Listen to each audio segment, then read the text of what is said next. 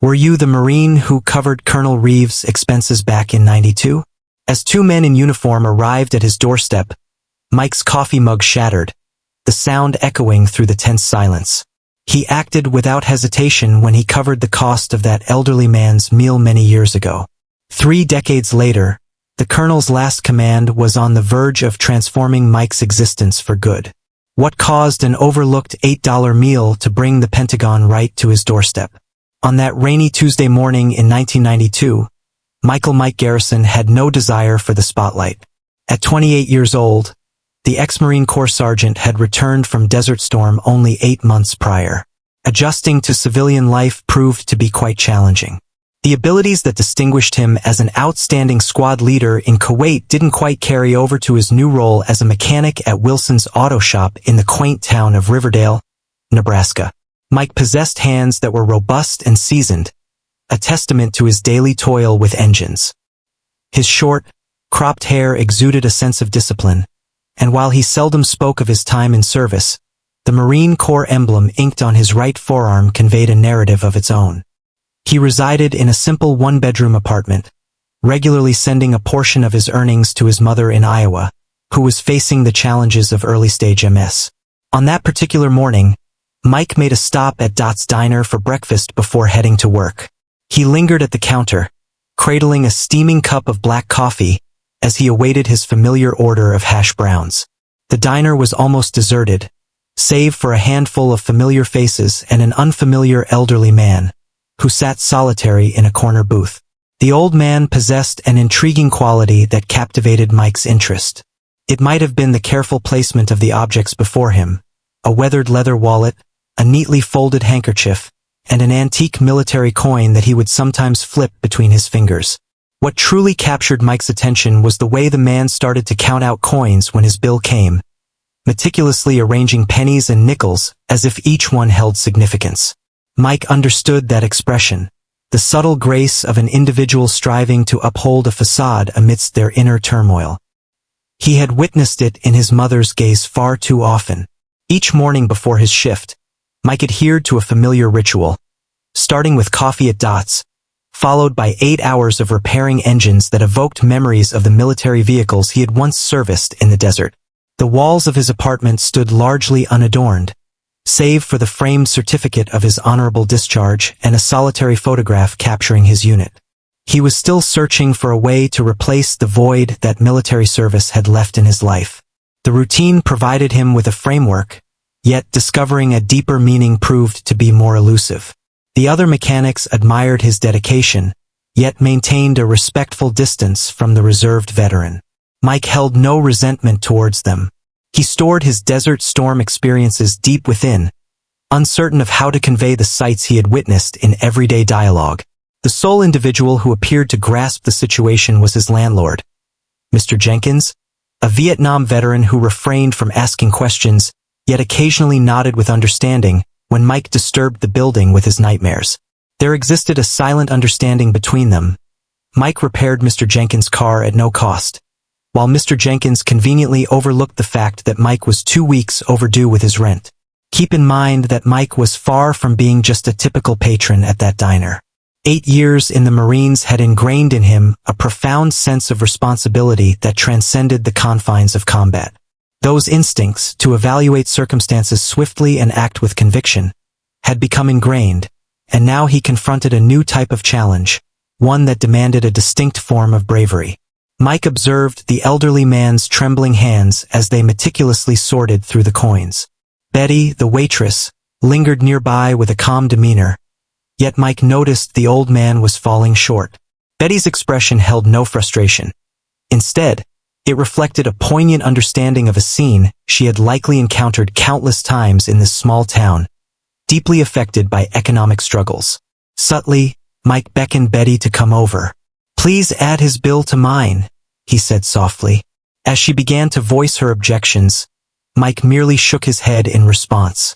"Kindly, I ask that you keep my involvement a secret. However, strategies seldom endure initial encounters, a truth well understood by every Marine." As Betty approached the old man to inform him that his meal had been taken care of, The elderly gentleman straightened with a dignity that appeared to elevate his stature. His eyes, keen and bright despite the passage of time, swept across the diner until they settled on Mike. The events that unfolded next would challenge Mike in ways his military training had never equipped him to handle. The elderly gentleman rose with measured grace, meticulously collecting his scant belongings before proceeding straight to Mike's counter seat. Mike sensed a pressure he hadn't felt since his time on patrol, a stark awareness of vulnerability, of lacking any strategic edge. The man remarked that you had covered his breakfast. It was not a question. Mike nodded, a wave of discomfort washing over him as the spotlight turned his way. It's of no consequence, sir. Glad to assist. The elderly gentleman examined Mike's features intently before shifting his gaze to the Marine tattoo adorning his arm. Marines stand strong on their own, neither accepting nor offering handouts. They extend admiration when it is warranted. His voice resonated with a distinct authority. Which unit? 3rd Battalion, 7th Marine, sir, Mike replied instinctively, the response etched into his memory from years of dedication. Korea, 1st Marine Division, 1950, the elderly man responded, offering a hand that had ceased to shake. Colonel Thomas Reeves, now enjoying retirement. Mike rose at once, the respect instinctive. A veteran of the Korean War, and not merely any veteran, but a colonel who had probably witnessed the fierce battles at Chosin Reservoir. In that instant, Mike understood that what he had perceived as financial struggle could have been something altogether different. The current obstacle was not one of the body, but rather of the social realm. Mike had unwittingly crafted a scenario in which a higher-ranking officer could perceive a sense of diminishment. He had witnessed junior officers make comparable errors in the Corps, along with the prompt rectification that ensued. His thoughts surged as he sought the appropriate approach in casual attire, seated in a neighborhood diner, across from a man whose rank towered over his own by several levels. My apologies if I crossed the line, Mike stated, standing tall as though at attention. Colonel Reeves regarded him with the measured scrutiny of someone who had led soldiers through the chaos of war. Relax, Sergeant, your intuition was spot on, even though your information was lacking. His voice held no trace of anger, just the calm, deliberate tone of someone accustomed to assessing strategic choices. The colonel gestured toward the vacant stool next to Mike. Could I accompany you? It appears there are a few matters we need to address. It was more of an assertion. Mike instantly identified the phrasing of the command.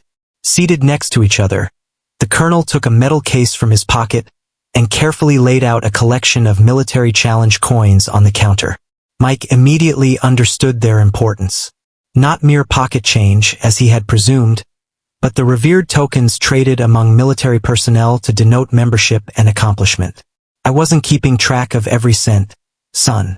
The colonel explained, flexing fingers visibly affected by arthritis, that these hands no longer function as they once did. Holding these brings back memories of the comrades I fought alongside. On certain days, they are my only remaining solace.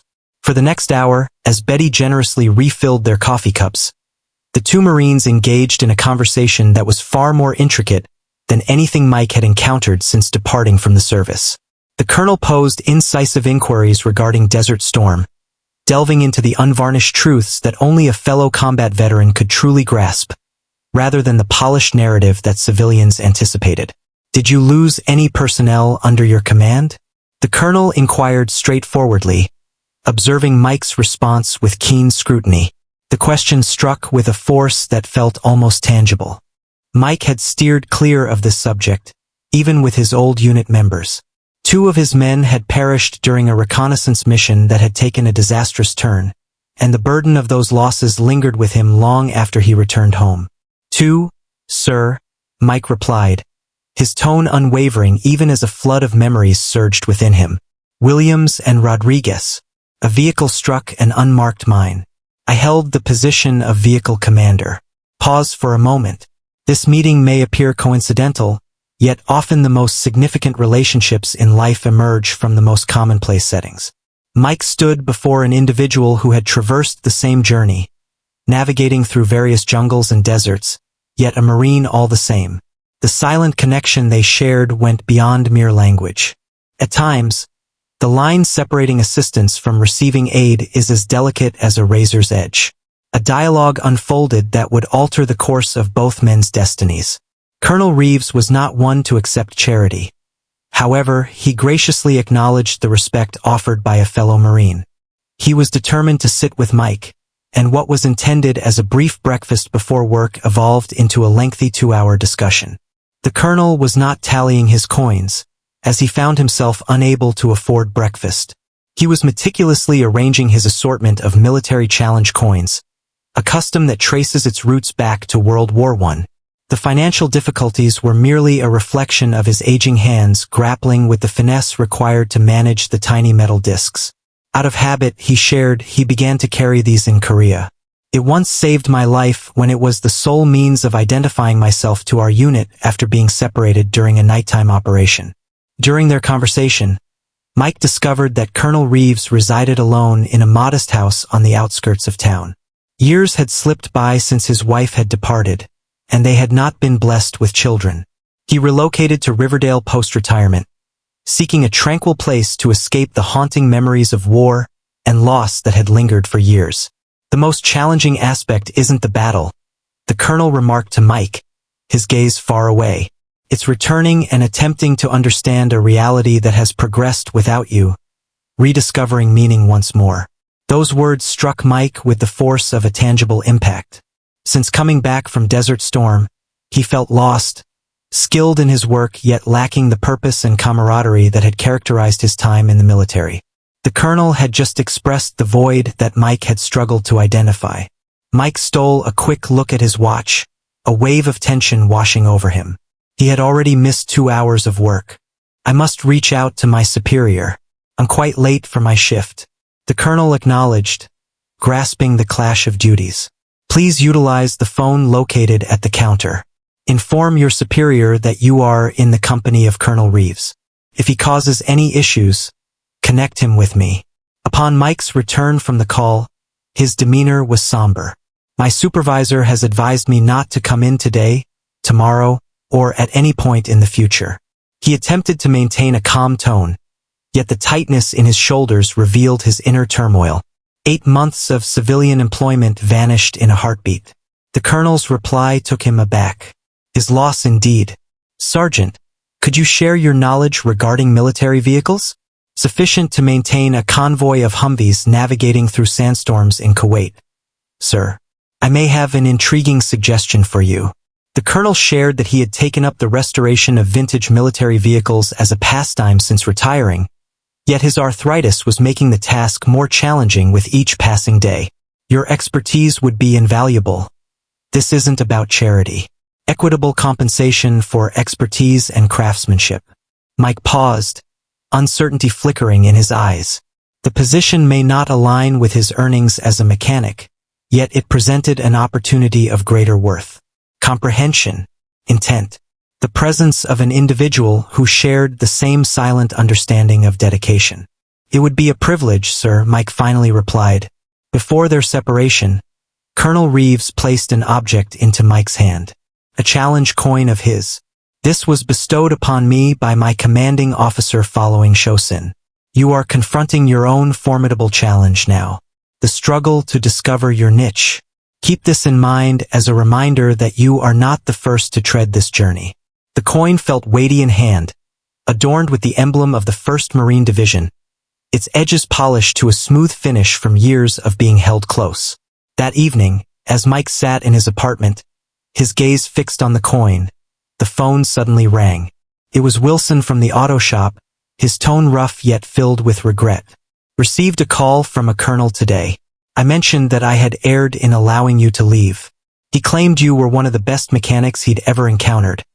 But that's nonsense since he's never actually witnessed your skills in action. A moment of stillness. He also noted that he has acquaintances at the VA and the nearby Marine Corps Association. Mike smiled, aware of the strategic influence the colonel had exerted. What do you mean, Mr. Wilson? Your position remains available if you're interested, and we could potentially modify your hours to accommodate any tasks this colonel may have for you as well. By the next morning, Mike had not only reclaimed his position but acquired something far more precious. A guide who recognized the emptiness created by military service and a purpose that connected his history with what lies ahead. This narrative prompts profound contemplation on the bonds that develop across generations of fighters. Amidst a sea of disheartening news, individuals like Mike and Colonel Reeves continue to shine brightly in our midst. Individuals who grasp the significance of respect and the silent connection shared among those who have served. Have you ever observed a moment of compassion between unfamiliar faces that touched your heart? Reflect on acts of bravery, recount your experiences, and tell your tale. Our community values these authentic stories from each of you, and I make it a point to read every comment. What started that morning as a serendipitous meeting transformed into an unforeseen journey for both men. Mike began making regular visits to Colonel Reeves, initially stopping by for coffee or to lend a hand with minor repairs around the house. The Colonel's residence was unassuming yet brimming with a wealth of cherished memories. Images captured from military assignments across the globe, literature focused on military history, and a remarkable assortment of challenge coins showcased in meticulously crafted wooden displays. 2 months following their initial encounter, Colonel Reeves posed a question to Mike that would alter the course of everything. What is your level of knowledge regarding motorcycles? In the Colonel's garage, shrouded beneath a tarp that had gathered dust over the years, lay a 1942 Harley-Davidson WLA, the iconic motorcycle that had once roared through the battlefields of World War II. This machine had been the pride of the Colonel's older brother, a dispatch rider who had bravely navigated the treacherous terrains of Europe before losing his life in the fierce clashes of the Battle of the Bulge. The Colonel remarked that he had preserved it all these years, yet these hands can no longer bring it back to life. It would be a pity for it to deteriorate over time. I have been anticipating the arrival of the ideal individual to embrace this opportunity. Over the course of 3 years, Mike dedicated his weekends to the Colonel's garage, carefully bringing the historic motorcycle back to life. The endeavor provided him with a sense of direction he had long sought, and the Colonel's mentorship extended well beyond the realm of motorcycle mechanics. Their routine laid the groundwork for a profound bond. Saturdays belonged to the motorcycle, with Mike taking charge of the mechanical tasks while the Colonel looked on, recounting tales of his brother and the war. Sundays unfolded by the local lake, a time for fishing, where words were few but understanding ran deep. The Colonel instructed Mike in the art of fly fishing with the same meticulousness he had once employed in leading his troops. In the second year, Mike found himself settling into the Colonel's spare bedroom. It was more logical than commuting across town daily, the Colonel had remarked, emphasizing that this was about practicality, not charity. Mike settled the rent, yet he couldn't shake the feeling that the funds were funneled into a hidden savings account he was unaware of. Then arrived the moment when Colonel Reeves answered a phone call that transformed everything. For years, the Marine Corps Historical Division had been on a quest to locate him. What's the explanation? Amid the tumultuous withdrawal from the chosen reservoir, Colonel Reeves, at that time a young lieutenant, managed to secure and transport vital intelligence documents detailing North Korean defensive positions. The documents were never adequately filed post-war, resulting in a significant historical void in the records of the conflict. Unbeknownst to Colonel Reeves, those very documents had been subtly employed by military intelligence for years, shaping operational strategies during the Cold War. The significance of the past was profound, yet the insights it held had remained under wraps until this moment. The Colonel explained to Mike that they were merely field orders, genuinely taken aback by the Pentagon's interest. I received a directive to retrieve them, and I complied. There's nothing noble in merely obeying commands. Yet, the narrative held deeper layers than what the Colonel revealed. The field orders included intricate details about enemy positions that later became vital in various Cold War encounters with North Korea. For decades, strategic models were constructed by intelligence analysts using the Colonel's salvage documents, all the while unaware of their origin. As the representatives from the Pentagon approached the Colonel's residence, Mike was busy tinkering with the motorcycle.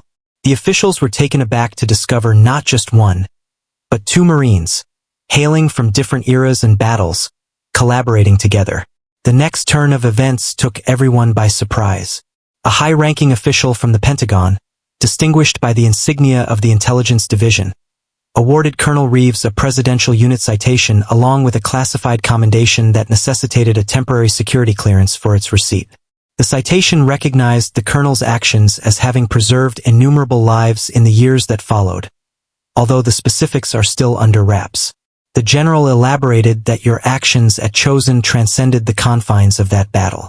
They influenced the course of American military strategy for half a century. The Colonel, embodying his usual humility, merely nodded and remarked that any Marine would have acted similarly, sir. That evening, once the officials had departed, the Colonel poured a glass of exquisite whiskey for Mike. It's amusing how service works, he remarked, gazing thoughtfully at his glass. One can never predict which choices will hold the greatest significance. For all these years, I've held onto those papers, unaware of the significance they truly possess. Isn't that amazing? At times, the most profound historical events remain unchronicled in formal records, instead flowing gently from one generation to the next. What Colonel Reeves had carried all these years was not merely memories, but a wealth of information that had influenced military strategy for decades. 7 years after their initial encounter at Dot's Diner, Colonel Thomas Reeves departed this world quietly in his sleep at the age of 87.